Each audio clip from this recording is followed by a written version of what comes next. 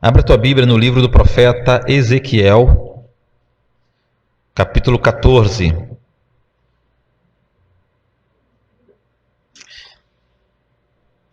Ezequiel, capítulo 14. Ezequiel está entre os profetas maiores, depois de Jeremias, Lamentações de Jeremias, Ezequiel. Ezequiel 14, antes de Daniel se encontra Ezequiel. O texto vai ser projetado, mas é bom você seguir também na tua Bíblia ou deixá-la pelo menos aberta para acompanhar depois a exposição. Ezequiel 14, versículo 1 adiante, diz assim: Então vieram ter comigo alguns dos anciãos de Israel e se assentaram diante de mim. Veio a minha palavra do Senhor dizendo: Filho do homem, estes homens levantaram os seus ídolos dentro do seu coração, tropeço para a iniquidade que sempre tem eles diante de si. Acaso permitirei que eles me interroguem? Portanto, fala com eles e dize-lhes: Assim diz o Senhor Deus: qualquer homem da casa de Israel que levantar os seus ídolos dentro do seu coração e tem tal tropeço para a sua iniquidade e vier ao profeta, eu, o Senhor, vindo ele, lhe responderei segundo a multidão dos seus ídolos, para que eu possa apanhar a casa de Israel no seu próprio coração, porquanto todos se apartaram de mim para seguirem a ídolos. Portanto, dize à casa de Israel: assim diz o Senhor Deus: convertei-vos e apartai-vos dos vossos ídolos, e dai as costas a todas as vossas abominações. Porque qualquer homem da casa de Israel e dos estrangeiros que moram em Israel, que se alienar de mim, e levantar os seus ídolos dentro do seu coração, e tiver tal tropeço para a iniquidade, e vier ao profeta para consultar por meio dele, a esse eu, o Senhor, responderei por mim mesmo. Voltarei o rosto contra o tal homem e o farei sinal de provérbio, e eliminá-lo-ei do meio do meu povo, e sabereis que eu sou o Senhor. Se o profeta for enganado e falar alguma coisa, fui eu, o Senhor, que enganei esse profeta. Estenderei a mão contra ele e o eliminarei do meio do meu povo, Israel. Ambos levarão sobre si a sua iniquidade, a iniquidade daquele que consulta será como a do profeta, para que a casa de Israel não se desvie mais de mim, nem mais se contamine com todas as suas transgressões. Então, diz o Senhor, eles serão o meu povo, e eu serei o seu Deus. Senhor Deus, muito obrigado pela leitura da Tua Santa Palavra mais uma vez aqui entre nós. Clamamos que o Teu Espírito Santo nos dê a iluminação necessária para que consigamos compreender palavras tão difíceis, entender palavras tão difíceis e nos submeter a palavras tão difíceis, ó Pai. Permaneça conosco, em nome de Jesus. Amém.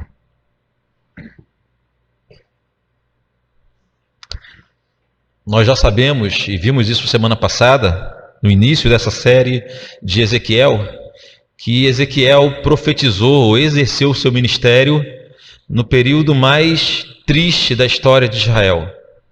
Israel estava cativo, estava no cativeiro na Babilônia, pagando por todos os seus pecados. O cativeiro não expurgava o pecado. O cativeiro não tinha a função de livrar Israel dos seus pecados, mas o cativeiro deveria ter servido como, pelo menos, como disciplina para aquele povo que historicamente afrontava o Senhor. E um dos maiores pecados de Israel na história foi a idolatria. A idolatria é a marca vergonhosa na história do povo de Deus. E a idolatria para Israel era muito mais vergonhoso, tem um peso muito maior do que para as outras nações. Porque Israel é o povo escolhido que viu o Senhor realizar feitos absurdos. Toda vez que o Senhor levantava um profeta para chamar a atenção de Israel por sua idolatria, o Senhor trazia à memória tudo que Deus já fez ao longo da história. Mas foi eu que chamei vocês. Eu livrei vocês da casa da escravidão do Egito. Eu sustentei vocês no deserto. Eu alimentei vocês. Eu dei água a vocês. Eu dei uma terra a vocês. E ainda assim, na primeira oportunidade que tinha, Israel se desviava e adorava outros deuses. Desde aquele vergonhoso episódio no deserto, quando Moisés subiu o monte para receber a lei de Deus, e com a desculpa da demora de Moisés, o povo confeccionou um Deus que fossem diante deles na peregrinação. Com a desculpa de que Moisés estava demorando no monte, o povo resolveu juntar utensílios, objetos de ouro para confeccionar, para fabricar um Deus. Então eles fundiram um bezerro de ouro em pleno deserto, para que o bezerro, olhe bem, pensem bem, para que o bezerro fosse o seu Deus. As águas do Mar Vermelho ainda nem tinham acabado de se acalmar. Eles tinham visto a proeza que o Senhor fez, os livrando milagrosamente da terra do Egito. Eles tinham presenciado todo o exército de Faraó sendo afundado nas águas do Mar Vermelho, depois que eles passaram com os pés enxuto. E na primeira oportunidade que tiveram, resolveram construir um Deus que fossem diante deles na peregrinação. Infelizmente, o primeiro episódio, esse episódio lá no deserto do bezerro de ouro, não foi o único, ele foi apenas o primeiro. Sistematicamente, historicamente, o povo se desviava. Toda vez que o Senhor levantava um profeta em Israel, era justamente para denunciar esse desvio do povo. Era para denunciar o fato do povo estar abandonando o Deus de Abraão, Isaque e Jacó, o Deus de nossos pais, e se desviando com cada Deus, com todo respeito, ridículo. Não é possível homens e mulheres que viram o Senhor agindo de forma soberana, ainda assim abandonar o Senhor na primeira oportunidade para adorar um poste, para adorar um boneco. Os profetas do Antigo Testamento se levantavam por causa disso. A maioria deles passaram a vida inteira denunciando e lutando contra a idolatria do povo de Israel. Eles não passavam a vida lutando contra a idolatria dos outros povos, não. O problema deles era o desvio, a idolatria do povo de Deus. Talvez um dos maiores exemplos seja o profeta Elias. Você vai lembrar desse episódio. Elias se sente afrontado. O rei de Israel, Acabe, e sua esposa Jezabel tinham induzido Israel a adorar Baal, e o culto a Baal já era algo generalizado na Terra Santa, no povo de Deus. Elias fica indignado e acontece aquele episódio que nós lembramos do Monte Carmelo, em que Elias faz um desafio aos profetas de Baal. E o povo vê o fogo cair do céu, consumindo o holocausto através da oração e do clamor do profeta Elias. A idolatria foi a principal causa do povo ter ido parar no cativeiro. A idolatria foi a principal causa do povo ter ido parar na Babilônia. E não foi por falta de aviso. Como eu disse, sistematicamente o Senhor avisava: voltem para mim, voltem para mim, voltem para mim. O Senhor chegou ao ponto de chamar Israel de minha esposa infiel. Se a minha esposa é infiel, ela não é, graças a Deus. Mas se tem algo que eu não ia fazer, seria publicar isso.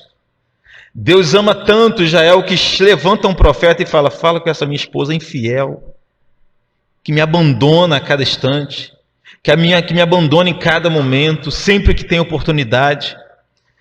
O trabalho do Deus soberano Bem sabemos que ele não inocenta o culpado, mas de forma, com o coração cheio de misericórdia, ele sempre alcançou o povo com misericórdia. E quando Deus levantava profetas na terra, quando Deus levantava profetas em Israel, era sinal de sua misericórdia. Mas não adiantou, não adiantou. O povo teve que parar na Babilônia, em especial por causa de sua idolatria. Então Ezequiel está profetizando para esse povo cativo.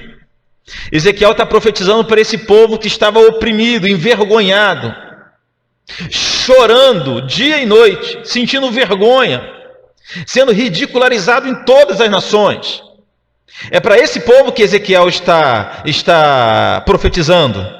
Aí nós entramos no texto de hoje, e o texto inicia com o Senhor revelando ao profeta o pecado agora dos líderes do povo. Olha o que diz o versículo 1 de Ezequiel 14.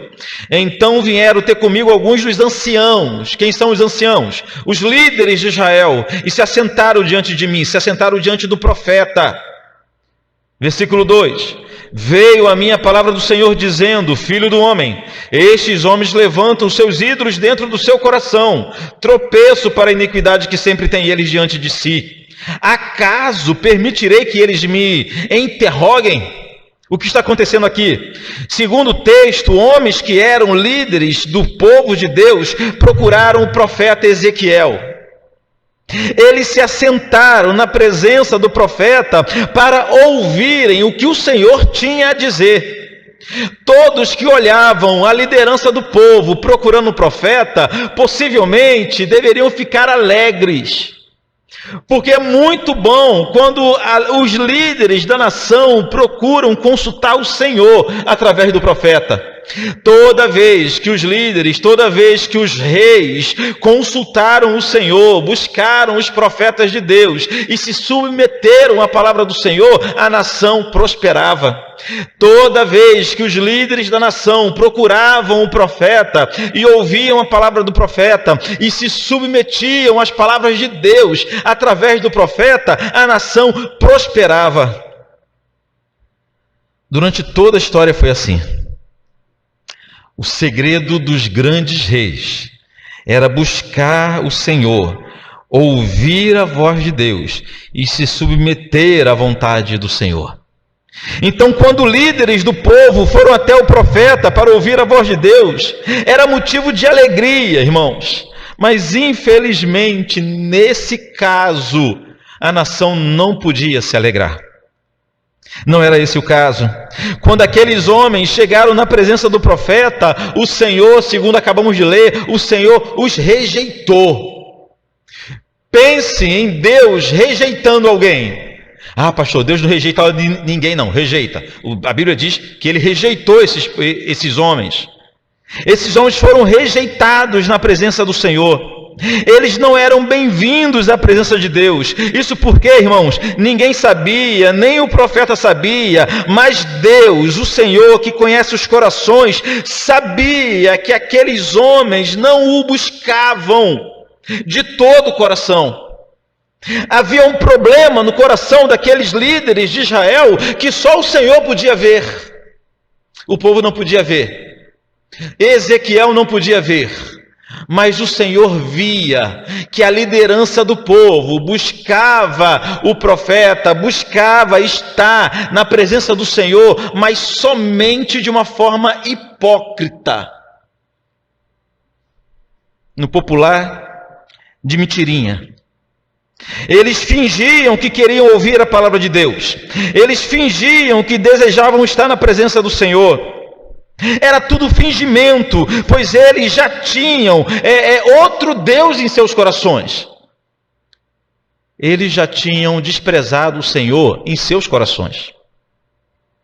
Então, quando eles buscaram a presença do profeta, quando eles se assentaram, pensem na cena, eles se assentaram diante do profeta como quem quer ouvir a palavra do Senhor e se submeter à palavra do Senhor. Mas o Senhor denunciou que o coração deles já era cheio de ídolos. Que eles buscavam a presença de Deus apenas por aparência. que eles estavam desenvolvendo uma espiritualidade apenas de aparência, apenas para que os outros vissem. Quem olhava de fora achava muito bonito aquilo. Homens, líderes, grandes homens, procurando o profeta, procurando estar na presença do Senhor, procurando entender a palavra de Deus.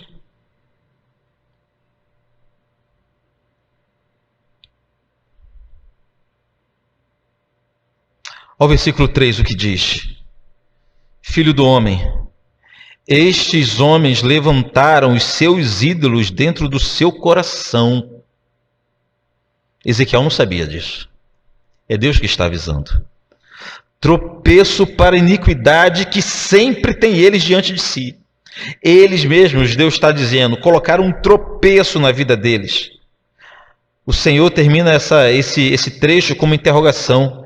Acaso permitirei que eles me interroguem?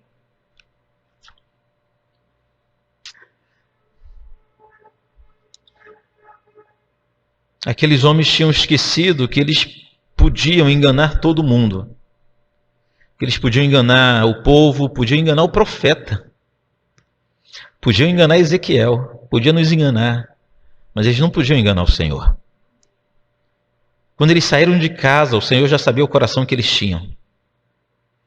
Quando eles saíram de casa, o Senhor já sabia que o culto deles seria de fingimento, seria falso, seria uma réplica, seria um protótipo, seria um simulacro de culto. Era o Senhor rejeitando aqueles homens de sua presença. E Deus sempre agiu assim, não foi a primeira vez. Através da boca do grande profeta Isaías, o Senhor falou o seguinte, olha o que está escrito em Isaías, capítulo 1, versículo 13.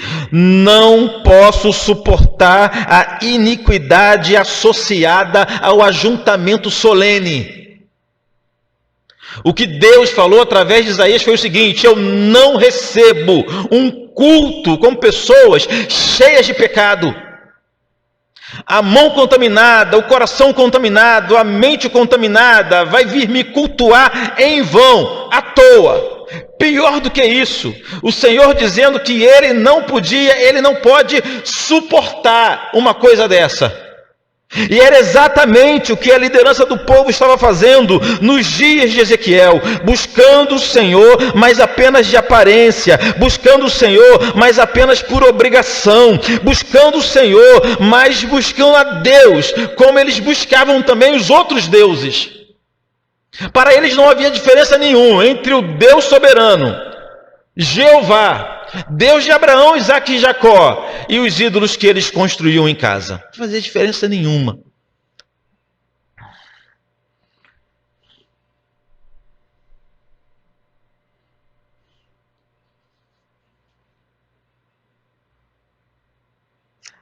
Adorar outros deuses, que era o que eles faziam, é a forma mais visível de desprezar o único Deus verdadeiro.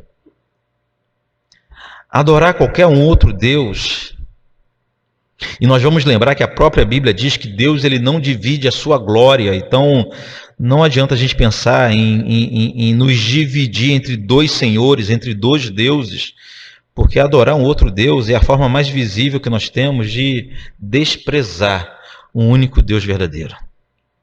E era o que aqueles líderes do povo estavam fazendo. O interessante é que eles tinham consciência de que foram para o cativeiro por causa da idolatria.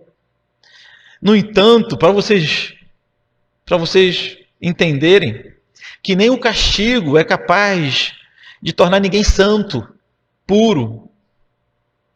Mas através de Ezequiel, o Senhor tem uma palavra de juízo contra a idolatria. Olha o versículo 4. Agora do texto que nós lemos hoje, Ezequiel 14, versículo 4.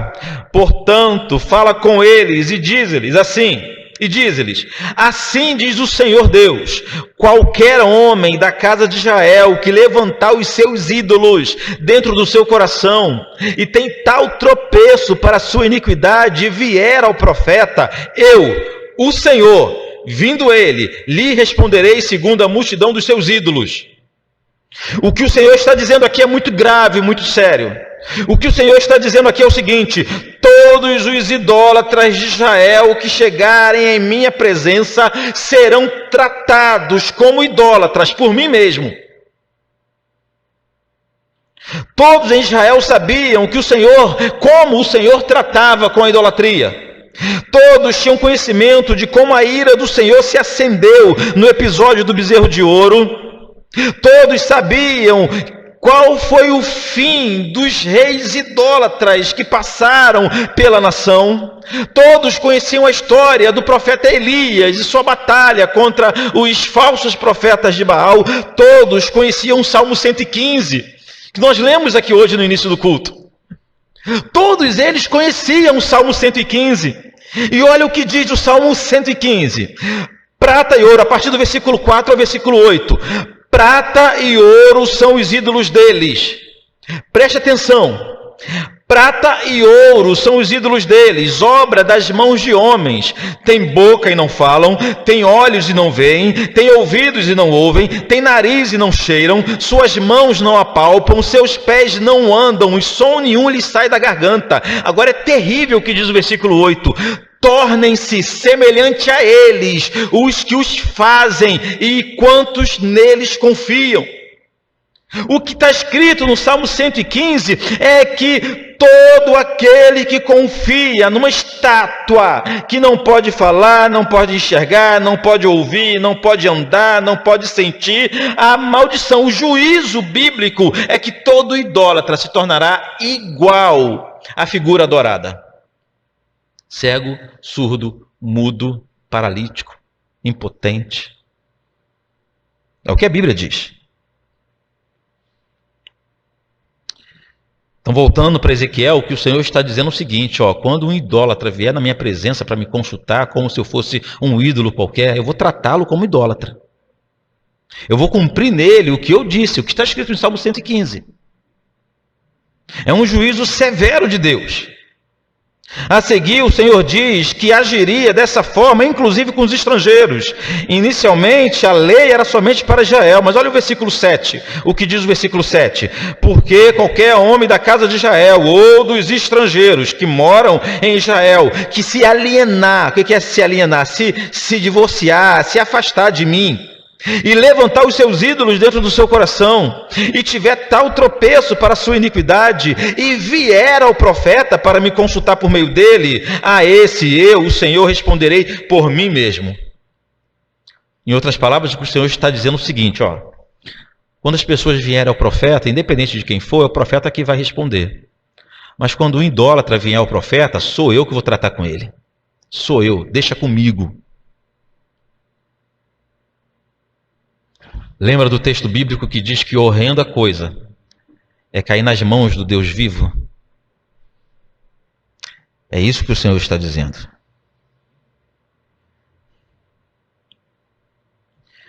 E a sentença continua muito dura. O versículo 8 diz assim: voltarei o rosto contra o tal homem e o farei sinal de provérbio, e eliminá-lo-ei do meio do meu povo, e sabereis que eu sou o Senhor. Quando o Senhor disse que faria de tal homem sinal de provérbio, significa que faria de tal homem motivo de piada para todos os povos. Iria tirar a dignidade, a honra daquela pessoa. Ela se tornaria motivo de vergonha. Se tornaria tema, assunto de piada para as outras pessoas. É como o Senhor promete tratar desses que vão à sua presença com o coração cheio de ídolo. Mas, queridos, o Senhor também é misericordioso. Ele sempre é misericordioso, não é verdade? Olha o que diz o versículo 6, um chamado à conversão. Portanto, dize à casa de Israel, assim diz o Senhor Deus, convertei-vos e apartai-vos dos vossos ídolos, e dai as costas a todas as vossas abominações. Sabemos que conversão, irmãos, é mudar de caminho. Mas aqui a ordem de Deus é mais completa. O que o Senhor disse é que o povo deveria mudar de caminho, afastar-se dos ídolos e dar as costas às velhas práticas. É romper de vez com essa prática pecaminosa. Mesmo para um povo tão difícil, um povo tão rebelde, o Senhor ofereceu a possibilidade de transformação. Em meio a duras promessas de juízo, o Senhor estendeu suas mãos de misericórdia. O juízo de Deus serve para separar justos e ímpios, mas no meio de palavras tão duras como as que o Senhor estava falando para Ezequiel, o Senhor estende mão de amor e fala para esse povo: gente, vocês podem ser o meu povo ainda, se convertam. Abandone essas práticas. Dê as costas para essas iniquidades. Rompam de vez com esse ciclo de iniquidade.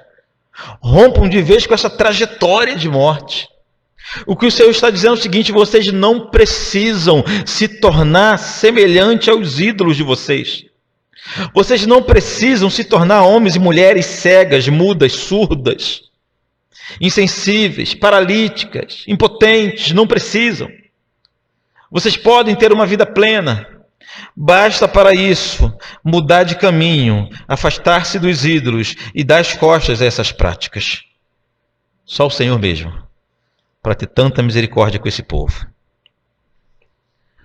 O texto termina, pelo menos o trecho que nós lemos hoje, termina com o objetivo dessa disciplina de Deus. Palavras tão duras do Senhor, e preste atenção nisso. O Senhor não levanta um profeta com palavras tão duras somente para maltratar o povo. Não, a ideia do Senhor não é essa. A ideia do Senhor não é somente impor a sua opinião. O Senhor, ele levanta profetas com palavras duras de exortação para conduzir o povo a um fim específico e sublime, descrito aqui no versículo 11.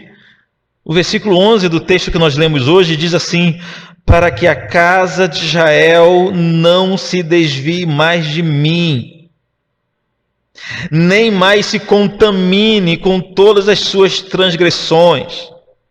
Então diz o Senhor: eles serão o meu povo, e eu serei o seu Deus. A proposta do Senhor não era envergonhar os homens e deixá-los em suas vergonhas. A proposta do Senhor não era levantar o profeta para acusar o povo e o povo voltar para casa com o coração pesado, cheio de acusação. Não era essa a intenção. A intenção do Senhor é levantar profetas, mesmo com palavras tão duras, é para que no final das coisas, no final da história, tudo se casasse e o povo se convertesse e passassem e voltassem a ter o privilégio de ser o único povo do único Deus verdadeiro. Eles serão meu povo e eu serei o Deus deles. Aleluia. E assim termina o texto que nós lemos hoje. O grande assunto dessa manhã, os irmãos já observaram, que é a idolatria e como Deus trabalha com a idolatria. Foi o reformador João Calvino disse que o coração do homem é uma fábrica de ídolos. Ainda explicando isso, mesmo Calvino disse que cada um de nós é desde o ventre materno esperto em inventar ídolos. Calvino está dizendo o seguinte, ou disse o seguinte, que se tem algo que nós fazemos muito bem é construir ídolos em nossas vidas. Se tem algo que nós temos a capacidade, que nós temos condições, se tem algo que somos bons, é construir ídolos. Não somos bons em outras coisas, agora em construir ídolos, nós somos excelentes nisso. E é muito verdade, diariamente enfrentamos tentações para criar novos ídolos, dos quais depositaremos neles nossa esperança.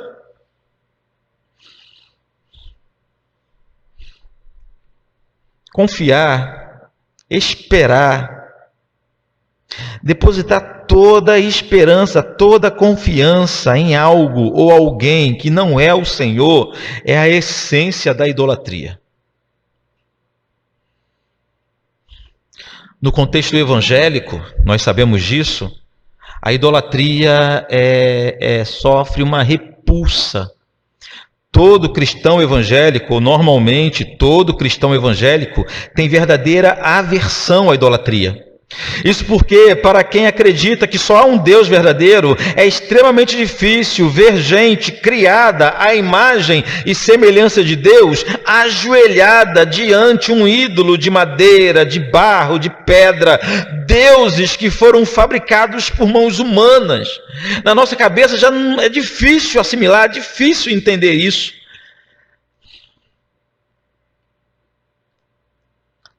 É difícil entender porque a idolatria de fato não tem sentido. O próprio Deus, e mais uma vez eu cito o grande profeta Isaías, o próprio Deus falando através do profeta Isaías, ele deixou claro, ele mostrou, não são minhas palavras, não são palavras dos reformadores, são palavras do Senhor, em Isaías capítulo 44. Isaías capítulo 44, do versículo 14 ao 17, o próprio Deus mostrando que não faz o mínimo sentido a adoração às imagens, o próprio Deus dizendo isso. Olha só, Isaías 44, a partir do versículo 14. Preste atenção. Um homem corta para si cedros, madeiras, né? Toma um cipreste ou um carvalho, tanto faz, fazendo escolha entre as árvores do bosque. Planta um pinheiro e a chuva o faz crescer. Tais árvores servem ao homem para queimar. Com parte da madeira se aquenta e coze o pão, ou seja, cozinha o pão. E também faz um Deus e se prostra diante dele, esculpa uma imagem e se ajoelha diante dela. Deus continua dizendo o seguinte, falando da madeira que o homem tirou lá na floresta. Versículo 16. Metade queima no fogo e com ela coze a carne para comer. Assa e farta-se. Também se aquenta e diz, já não me aquento, contemplo a luz. Versículo 17. Então do resto, olha só o que Deus está dizendo. Do resto da madeira faz um Deus, uma imagem de escultura. Ajoelha-se diante dela, prostra-se e lhe dirige a sua oração dizendo, livra-me porque tu és o meu Deus. O que o Senhor está dizendo aqui é que, no mínimo, adorar ídolos não faz sentido. O homem vai à floresta, ele escolhe uma árvore, entre as várias árvores, ele corta um pedaço de madeira, ele leva a madeira para sua casa, com a metade da madeira ele bota na lenha, ele cozinha pão, ele faz o arroz dele, e com a outra metade ele esculpe um Deus e adora esse Deus. O que Deus está levando a gente a pensar é o seguinte, qual a diferença entre essa madeira e aquela? Por que uma serve para ir para a lenha e outra serve para ser adorada? Como é que o homem confia num Deus que ele próprio criou? Inicialmente é isso. Como é que o homem confia num Deus que ele próprio criou, feito de material que estava queimando? Pega esse Deus, bota na lenha, vai servir para a mesma coisa.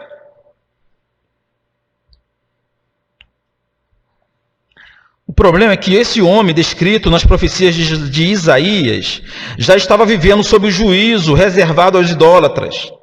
Ele já estava tão cego quanto seus ídolos, versículo 18 e 19, lá de Isaías. Diz assim, não sabem, não entendem, porque se lhe grudaram os olhos para que não vejam, e o seu coração já não pode entender, nenhum deles cai em si. Já não há conhecimento nem compreensão para dizer, metade queimei e cozi pão sobre as suas brasas, assei sobre elas carne e a comi, e faria eu do resto uma abominação? Ajoelhar-me-ia diante de um pedaço de árvore?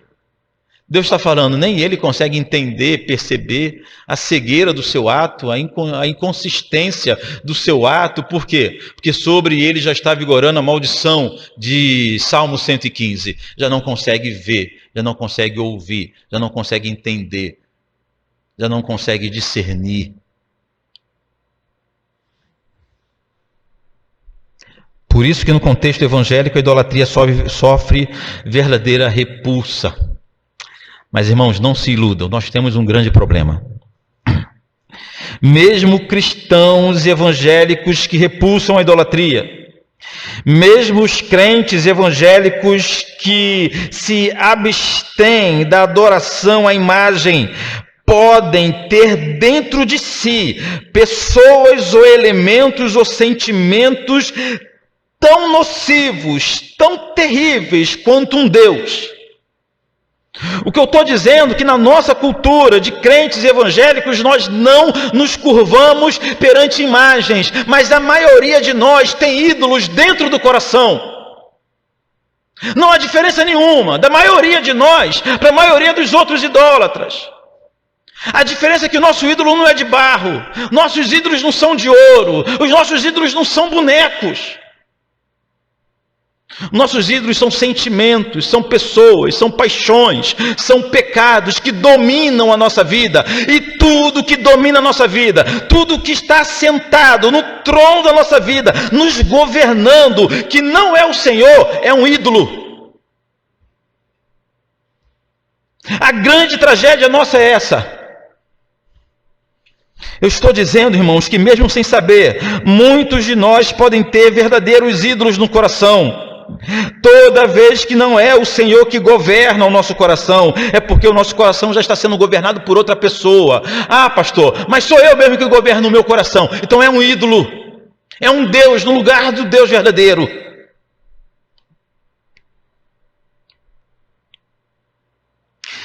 Se nós tentarmos definir quem são os ídolos do coração, podemos dizer que inclui tudo aquilo que dirige nossos desejos, nossas paixões, nossos comportamentos, nossos pensamentos, nossos sentimentos e principalmente nossas motivações. As motivações do nosso coração, ou seja, tudo que governa e assume o centro de nossa personalidade. Tudo aquilo que determina quem nós somos. Se não é o Senhor, é um ídolo, é um Deus, é um falso Deus. Por tudo isso, nós afirmamos que idolatria é o pecado maior. Preste atenção nesse conceito. A idolatria é o pecado maior porque é o pecado por trás de todos os pecados. Todos os nossos, não é um ou dois ou três, não. Todos os nossos pecados têm origem em uma forma de idolatria. A idolatria se antecipa. A idolatria vem antes a qualquer tipo de pecado. Porque todo tipo de pecado é quando o homem resolve agradar outra pessoa ou a si mesmo, senão o Senhor. Não é isso que é o pecado? Pecado é quando a gente chega para Deus e fala: nisso aqui eu não vou te agradar não, vou agradar a mim. Não vou te agradar não, vou agradar a Ele. Eu vou agradar a outra pessoa. Quando nós desprezamos o Senhor e desejamos, resolvemos nos agradar ou agradar a outra pessoa, é idolatria. Todo pecado tem origem na idolatria. Todo pecado. Autossatisfação, satisfação pessoal. Não estou dizendo que a gente não deva correr atrás, trabalhar uma autossatisfação. Eu estou falando que quando a nossa autossatisfação nos domina e nos governa, fazendo-nos virar as costas para Deus. O pastor A.W. Tozer, século passado, ou retrasado, explica que dentro de cada coração humano há um trono e uma cruz. Preste atenção, dentro do teu coração e do meu coração há um trono e uma cruz. Toda vez que eu me assento no trono, eu coloco Jesus na cruz. A cruz é minha, o trono é de Cristo. Mas toda vez que eu tento dominar o rumo da minha história e governar a minha própria vida, eu me assento no trono. Tiro Jesus do trono. O ponho na cruz. Quem deveria estar crucificado era eu, né? É assim que Paulo nos ensina. Estou crucificado com Cristo. Não vivo mais eu, mas Cristo vive em mim. A ideia de Paulo é Cristo governando a sua história. Cristo governando a sua existência. Por isso nós afirmamos que nós temos um sério problema. Há uma forma invisível de idolatria. É muito difícil de ser percebida, pois nós podemos chamá-las de nomes bonitos como amor, ideologia, temperamento, personalidade, amizade, filhos, esposos, esposas, família, igreja, ministério. Tudo ou qualquer coisa que ocupa o lugar que deveria ser de Deus em nossa vida. Aí a gente não percebe que no fundo, no final das contas, somos tão idólatras como o povo que estava na Babilônia. Somos tão idólatras como aqueles que se prostram diante de estátuas de ouro, de barro, de pedra. Não há diferença alguma. Alguma não há.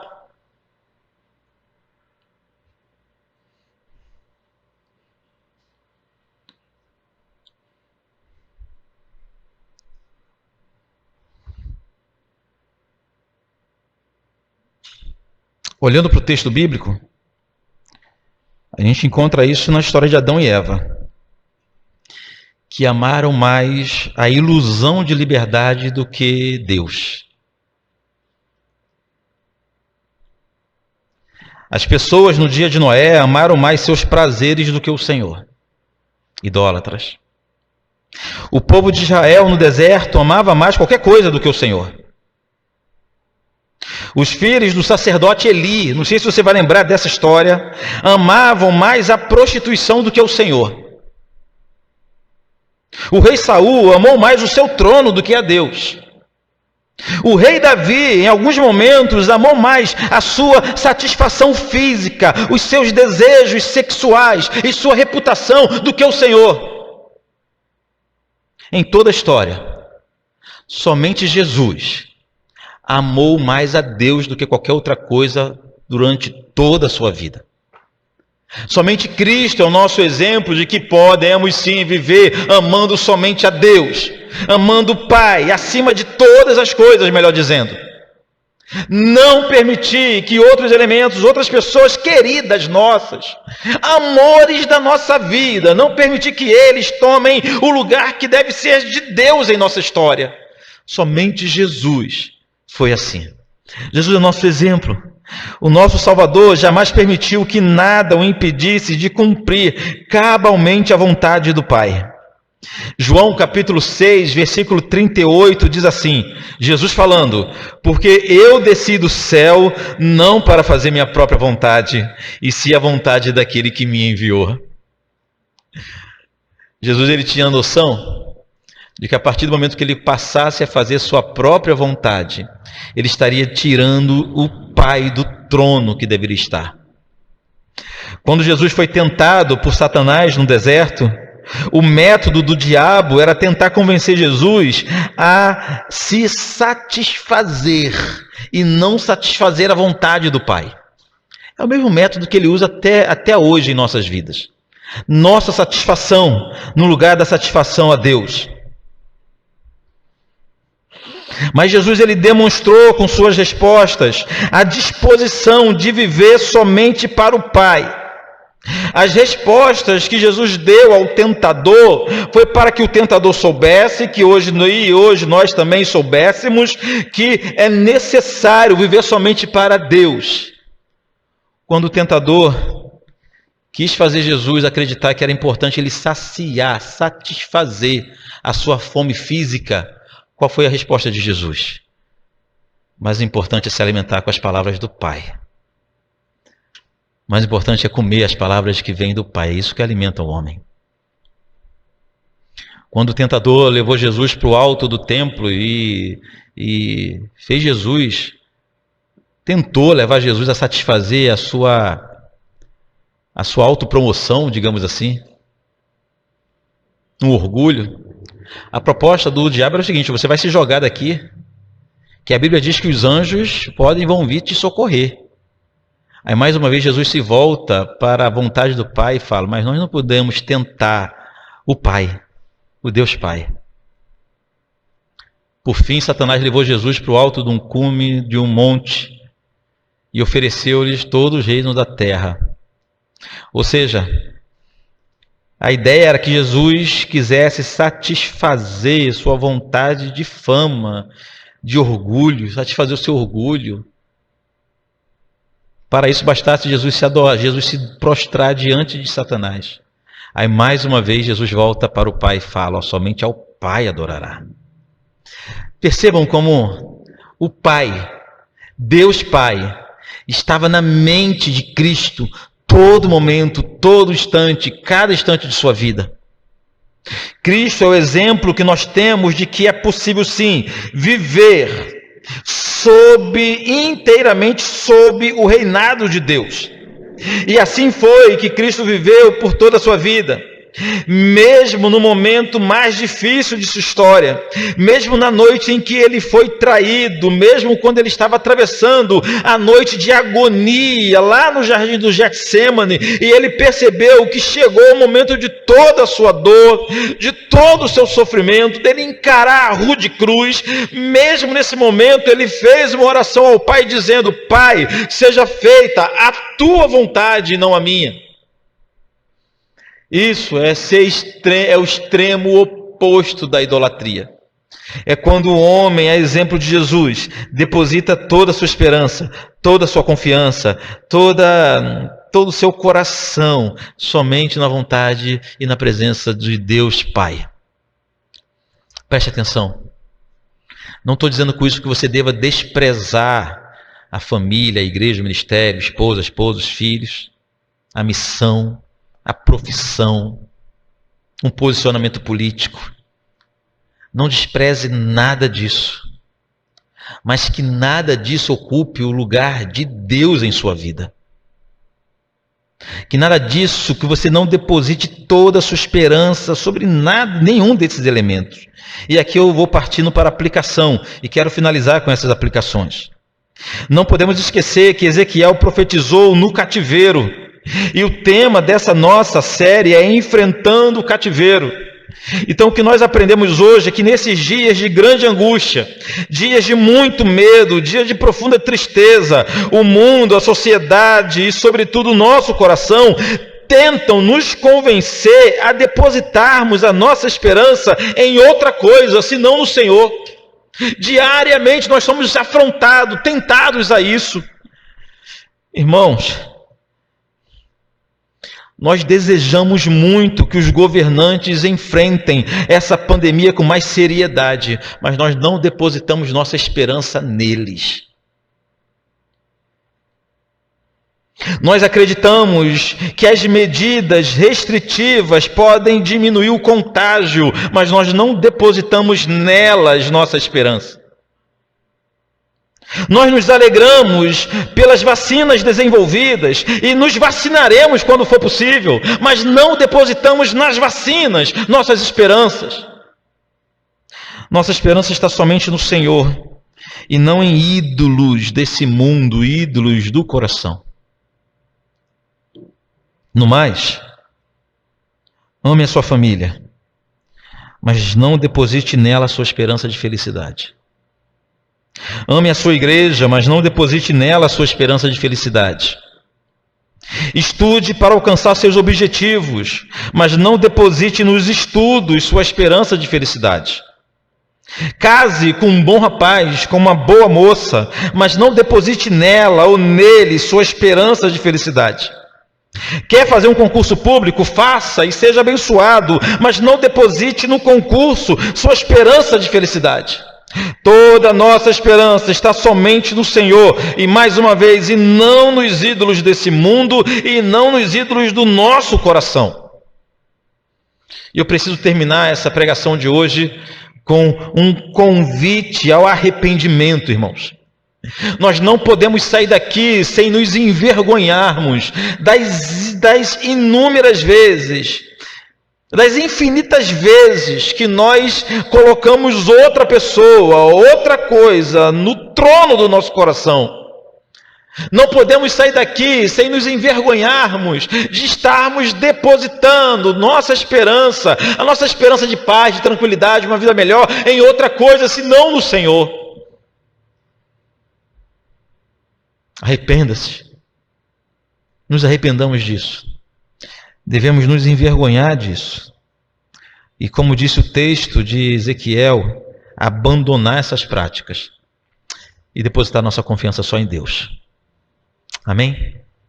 Pessoal do louvor, por favor. Senhor Deus, nós te louvamos por tua palavra. Uma palavra difícil para todos nós, porque todos nós somos Todos nós somos naturalmente idólatras. Todos nós nos deixamos ser conduzidos por outras pessoas, ou por paixões, ou por inclinações, ou por ideologias, ou por desejos, ou por pecados. Todos nós, Pai. E disso tudo nós nos envergonhamos hoje, Pai. Nós somos esses idólatras que o profeta Ezequiel se referia. E disso nós temos vergonha nesse momento, Deus. O desejo do nosso coração é nos tornarmos pessoas fiéis a Ti e nos voltarmos para o único Deus verdadeiro, para o Deus Criador de todas as coisas. Que a Tua palavra nos transforme, em nome de Jesus.